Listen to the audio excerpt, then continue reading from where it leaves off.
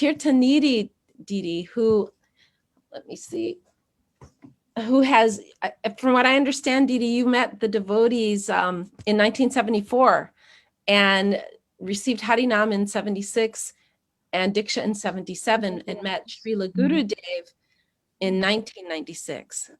So please, please unmute, and you have 15 minutes. So please welcome and thank you. I first starting offering my humble and unlimited Dandavash pranams to my Gurudeva Nitya Parisam Shupashima Bhaktivedanta Swami Srila Prabhupada and my beloved Siksha Gurudeva Srimati Bhaktivedanta Narayan Goswami Maharaj, who mercifully came to this world. And all our Rupanuga Vaishnava, Guru Varga, all Vaishnavas and Vaishnavis, my Dandavash pranams. I pray for your blessings to enter in this sacred realm of bhakti. Srila, yesterday we celebrated a wonderful festival that in true is a festival we celebrate every day. Every day Shri Guru appears in our heart. Every day he's there for us. Every moment he's ready to hold us from any place we can fall, because the tendency of the fallen jiva is to fall. Because it's fallen, then it's very easy to fall down and then keep going back to many habits and many tendencies.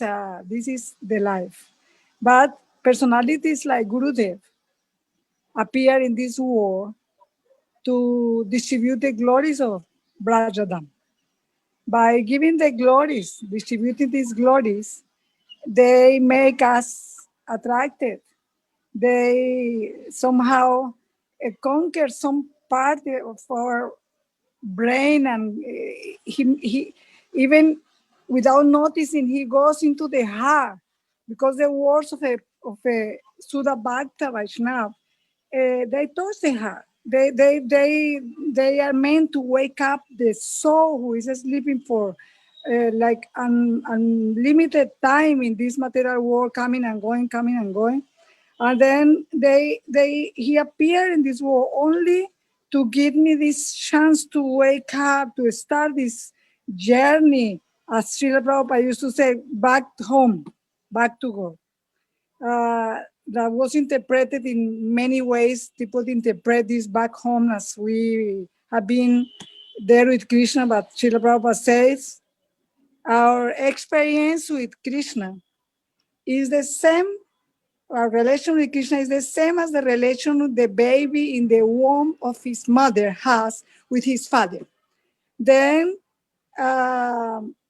because this relation is so this connection is there, then we go back to this connection to wake up our real nature. And then Shri Guru comes to do that. His merciful service to Srimati Radhika, to bring the souls back. Yeah? And then Srila Gurudeva mercifully was giving this with all his strength. From the moment I met Srila Gurudeva, 1996, coming from the Centennial Festival of Srila Prabhupada was 96. Now 2021 we celebrate the Centennial of Srila Gurudeva. Is something very wonderful, because I remember in the Centennial of Srila Prabhupada, I was praying too much to him here in Vrindavan, in Radha Damodar, in his rooms, praying to him. And he answered immediately after few, like no less than a minute being in the door of the Radha Damodar temple, because the temple closed. Someone invited me running to go and see one person that I never heard before, was Gurudev. And then when I saw Gurudev, I understood that Srila Prabhupada brought me there, because the things happened at that moment were so wonderful that it was very clear that Srila Prabhupada was bringing me there. From that very day, I felt that, oh, Srila Prabhupada brought me here. Because I was praying to him to really enter. I was feeling like, oh, I am outside of this place you want me to go. I want to enter in this place. You have such a wonderful description of this spiritual realm. I want to enter, please. And then he brought me to Gurudev. And then there is two. Then by the years, it's very clear for me that Gurudev is giving me this Prabhupada I didn't know before. I knew that Srila Prabhupada, my savior, the person who made these hundreds of temples around the world, and all these things.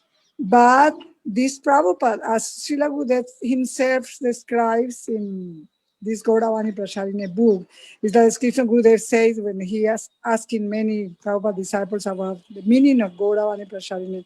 Then he, in one place he said, oh, you may know the how high are the Himalayas, but how deep? Do you know how deep? No, nobody knows how deep. In the same way, we knew something about the high doings of Srila Prabhupada externally we see by our eyes, but his deep nature, no, it's impossible. It's impossible for a conditioned soul like me to understand this. It's in the same way to understand the glories of Srila Gurudev. But Srila Gurudev came to give us that Prabhupada, to make us understand, oh, your Gurudev is in the chain, is a part of this chain of unbreakable Guru Parampara descending directly for Krishna. He's not a lost part of the chain in the world. No, he's not alone. He's full of riches because he's collecting from many, many, many places. He's collecting here and there.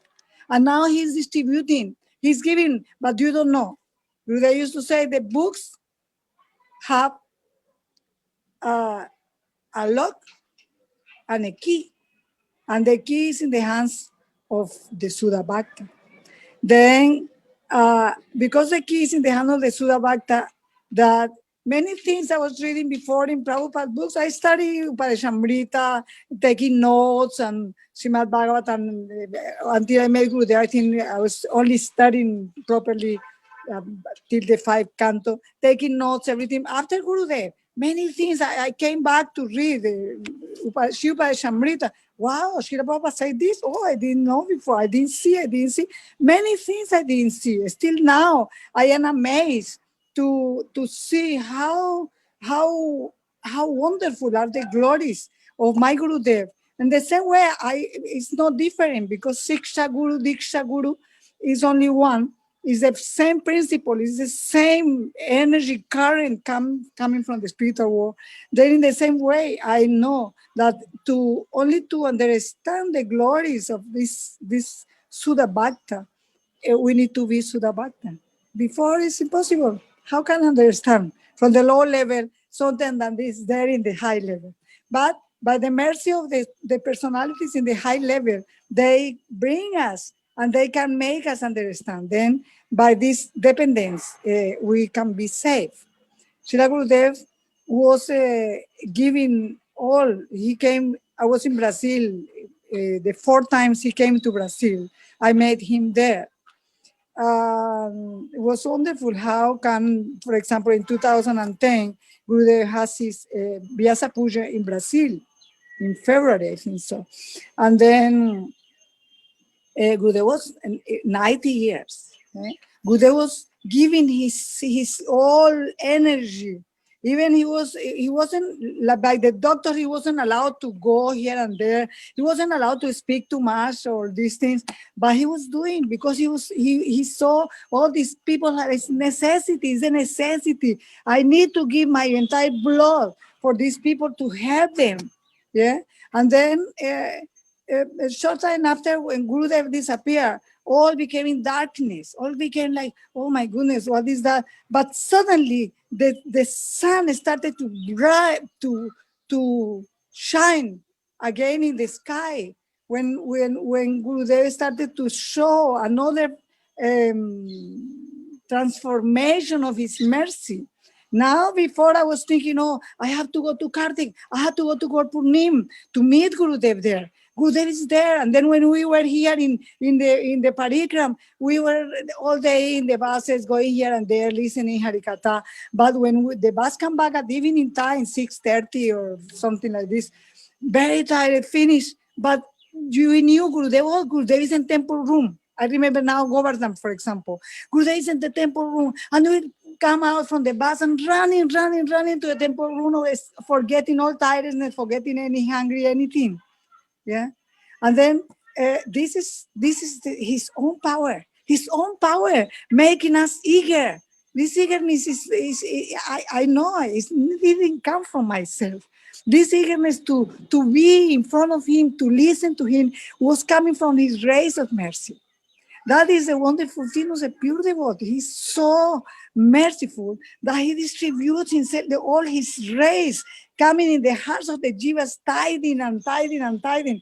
He said that Gurudev was worshiping the butter thief and the main thief in the universe. How can he not a thief? He's going here and there, is catching hands and poking in his pocket. And then the people was going here and there, feeling like, oh, I have to be there. I need to be there.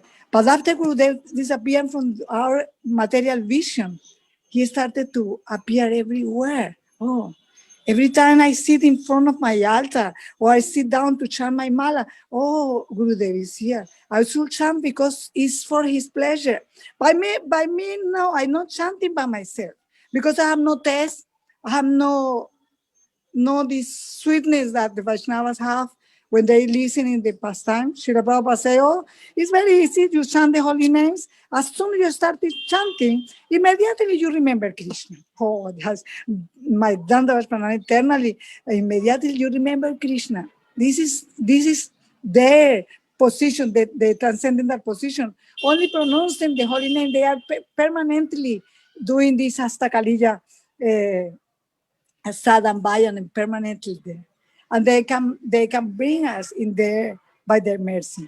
That is a glory. And then Gurudev started to be everywhere, every moment. No need to think, oh, I have to go here or there to see Gurudev. No, I wake up in the morning, I feel, oh, he's present. He's here. Never more is going. Now I'm remembering, for example, something like there is one history, I was listening some records from Gurudev, and then one day is asking Gurudev, oh Gurudev, you know why many devotees are keeping in their malas some Lakshmi or something like this, and then Gurudev say, oh, are you doing that? No. Then why you see this? No, because it's. I think it's maybe not proper. The devotees keeping things in the mala, and then they say, okay, but you are coming here to follow us, to follow our path. Yes. Then why you see these things? But you want to, oh, only 3 minutes, yeah. Oh, my goodness, so quick.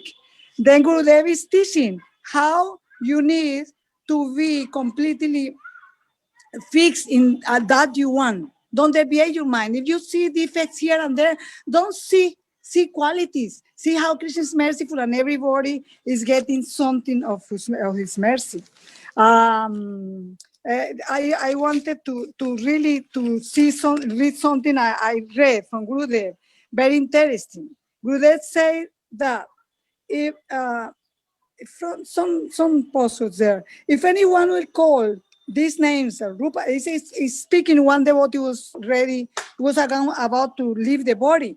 Is anyone called the name Rupa Sanatan Raghunath, Jiva Gopal Bhatta, or Dasa Raghunath, they mercifully come and give mercy to this sadhaka, so that all anarthas and the little things will go away. Iprema will come. Always remember this and be peaceful. Try to leave this body as a piece of cloth. Never fear from death. Death will come. Like Bhisma, he never feared from death. So always chant and try to concentrate your mind at the lotus feet of Radha and Krishna conjugal.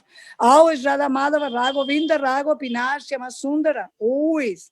If you cannot chant Hare Krishna for so long, then only Hare Krishna, Radhe, Radhe, but always remember this. Yeah, Yamaraj will not come. This is guaranteed. Always chant, be in Vrindavan. Yeah, and then in this way you will be saved. Yeah. Gurudev said, I want to offer you at the lotus feet of Sri Radha Krishna. This will be the highest object of your life. You have come here to Vrindavan. So, Srimati Radhika is Vrindavaneshwari of that forest. If anyone comes here, but not offering his heart to Srimati Radhika Vrindavan, there is very little benefit he takes. So, I want that you should offer yourself, your heart, and make pure and sweet, fragrant, and give to the service of Radha. So, try to serve Srimati Radhika. She is the embodiment of love and affection. Srimati Radhika ki jai. Gurudev is now my alarm was calling me that telling is finished. Then Gurudev is have this mood. He wants we to give our heart to Srimati Radhika. Tila Baba say worship Krishna. Gurudev say worship Srimati Radhika. Tila Gurudev ki jai. All glories to Sri Gurudev.